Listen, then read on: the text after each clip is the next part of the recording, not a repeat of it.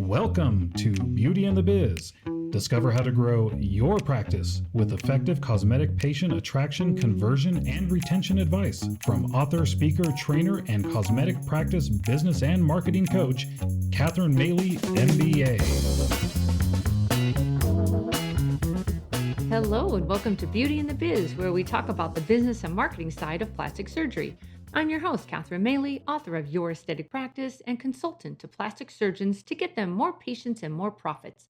Today, we're going to talk about social media ideas for plastic surgeons because social media has become the most influential virtual space available today to help you grow your practice because that's where all the eyes went. So it's really no longer optional if you're looking for new cosmetic patients. It is here to stay, so you might as well embrace it and make it an important part of your marketing plan. Also your branding, and it is a gateway to current and prospective patients. But please note, social media is not the holy grail. It's just one part of your marketing plan. You still need to invest in paid advertising and retention strategies.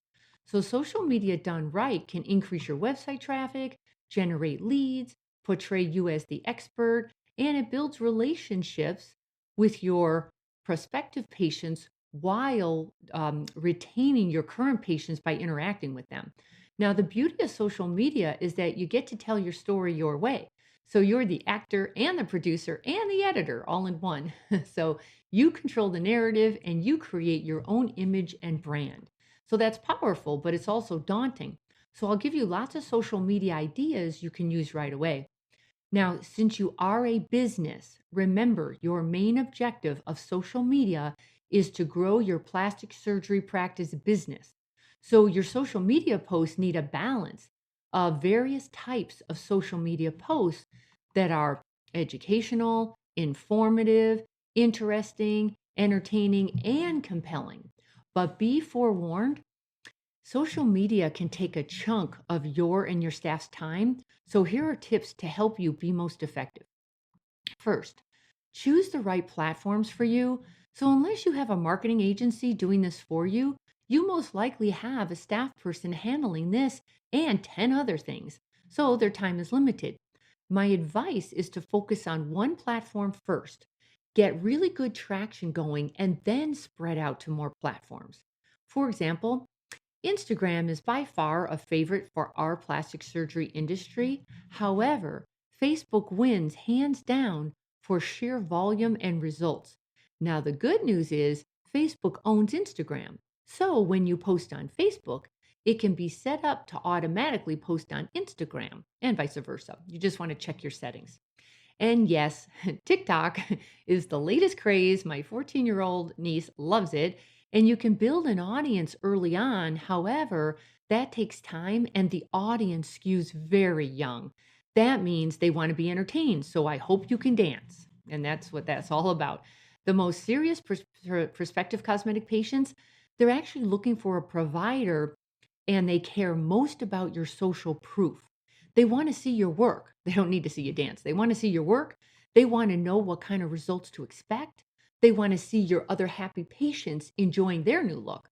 Now, a photo really is worth 1,000 words, so don't hold back. Show off your great results and watch the comments flow in. And better yet, let your patients do it for you. Now, you want to encourage your patients to upload their own before and after photos to their own social media platforms so their friends can see how great you are. And here's another new trend to complicate things. 85% of consumers find user-generated content more influential than brand content. So brand content is what you're creating. User-generated content is what's created when your audience comments on your post. And you see plenty of examples of this on social media when the surgeon asks his audience a question to respond to or shows them a video, and now you see a stream of responses.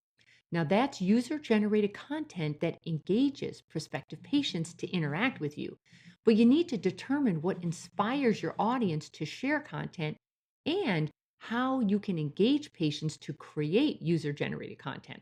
So examples would be, you would show some killer before and after photos of a mommy makeover, and you can say, Here's a 45-year-old patient who's had 3 kids and wanted to get her body back. What do you think? Or you could ask, if you could improve only one body part, which part would it be? Or, I'm going hiking this weekend. What are you doing? And by the way, video is super popular. Patients prefer video to all other forms of content when learning about new procedures and services. Now, it's also a great way to position you as a helpful expert when you answer prospective patients' most common questions via email. I'm sorry, not email, via video. So you can start your own YouTube channel and designate an outside videographer or a tech savvy staff person to capture and post content in video to then be shared throughout your social platforms. For example, you can do a tour of your office, you can interview a patient to describe her own journey and how great she feels now, and you can do educational videos going over FAQs of your most popular procedures. Now, patients love authentic personality posts because prospective cosmetic patients want to know you, and your headshot on your website doesn't cut it anymore. They need to see you in action as a surgeon, a speaker, a person, a parent, an athlete, and so on. Now, to keep it simple, select someone in your office to be the roving reporter. Their job is to follow you around with an iPad or iPhone to capture moments of a day in the life of a plastic surgeon. So, do you get it? You're the content. It's you preparing for surgery, your post op visits, consulting with new patients, interacting with staff, and so on. It's endless content for you since no day is the same, and you have an endless stream of patient stories, their journeys, as well as their results. Now, I'm going to list a whole bunch of social media ideas you can use to create content using photos and videos. FAQs on procedures, patient testimonials, before and after photos, Q&A with patients, ask your audience a question, do the day in the life of a surgeon, how-to videos, inspiring quotes, share what you're reading, share how you stay in shape, show off your cooking skills, highlight a new procedure, share a free resource, do a contest or giveaway, virtual event invite, behind the scenes photos, funny cartoon or meme, staff product pick, share a tip or trick, tell a story, conduct a survey, do fun facts. You can do you speaking or share a fan photo or share ASAP's statistics. Those are interesting. Do a catchy photo or video, do a themed promotion, and do a tour of your office. I mean, frankly, I just did these off the top of my head in about 2 minutes. You can get your team together and do a brainstorming session and think of all the different things you can talk about. Maybe what's in the news, but not politics. Keep it fun and light. But there's so much to talk about. And the point is rather than just talk amongst yourselves, grab an iPhone and talk on video. Now, this is super important to know and be prepared for. There's a big challenge when you build your web presence on social media, such as on Facebook or Instagram or TikTok and all the rest of them. If you think about it, the landlord can kick you out and or they can raise the rent at any time. That means you're at the mercy of these social media platforms. They also can shut you down. They can charge you more. They can take down any offensive content. They can force you to pay to play. So one way they do that is to strangle your list of followers. So your followers no longer see your posts. So now you have a false sense of comfort thinking you're communicating regularly with your audience when in reality, less than 10% are seeing you. Now, these social platforms want you to advertise, which would be fine, except if you've been trying to advertise on social media platforms, plastic surgery does not get along well due to the nature of your content. You are one step away from porn, you're seen as persuading consumers to have medical procedures, and you're hurting the consumer's self esteem. That's why it's so difficult to get your ads approved. As a matter of fact, social platforms' organic reach will be non existent in the near future. As already mentioned, they only show your post to about 10% of your audience since they want you to pay for advertising, just like you had to with TV, radio, newspapers, and magazines. But do you see the catch 22? they'll force you to advertise, yet they won't approve your ads. That's insane. So here's what you do. You collect your own data by adding a link in your bio that goes to a customized landing page for the prospective patient to give you their name, cell, and email, as well as ask a question or request a consultation. I also want to touch on influencer marketing since it will continue to be popular. However, consumers are waking up to the fact that most influencers are promoting for the sheer motive of getting paid, and that hurts your brand. So, word of mouth has always been and will continue to be a huge patient attraction strategy because when you let patients talk about you on social media, you're building your brand awareness and your credibility, and you're setting yourself up for more patients in a much more authentic way. Now, one way to drive social word of mouth is to partner with the influencers, like we said, and those are people who have these huge, large followings on social media, and they can draw attention to you and get others to follow you. All you have to do is Google influencer marketing platforms, and they'll partner you with influencers, but just know they expect to be paid. So just consider that. Now, it would be great if you could get one of the Bravo housewives to be your influencer, but it's not necessary. And it's also not authentic unless, of course, she did have something done by you. It just won't play well if she's just talking about you, but she doesn't know you. So start by getting to know your current patients to find out what kind of following they have and if they'd be willing to spread the word for you.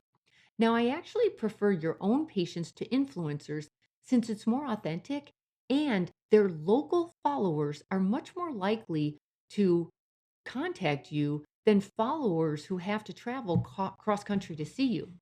Now, by the way, there are loads of tools out there to help you if you decide to do your own social media. Hootsuite is a popular social media management tool since it allows you to respond and engage with the various platforms without having to log into each one of them individually. But there are certainly many other platforms.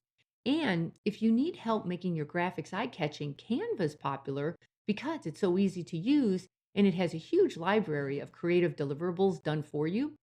Now, video editing is also becoming a big part of social media to make your content more eye-catching and engaging. So I suggest starting with a ton of free apps. There's like Apple iMovie or OpenShout is for PC.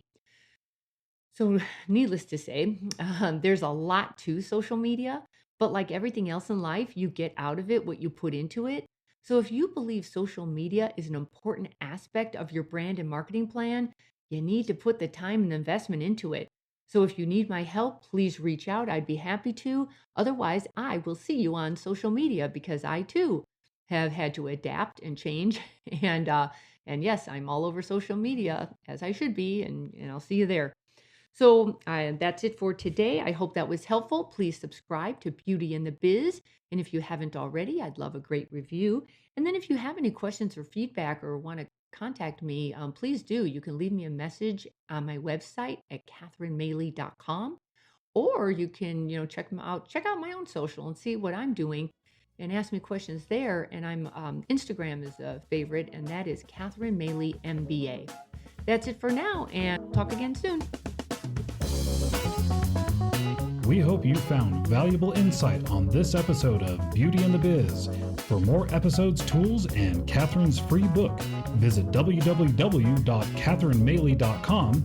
That's www.catherinemaley.com. And be sure to subscribe to get the latest practice building strategies delivered to you. And don't forget to share this Beauty in the Biz podcast with your staff and colleagues.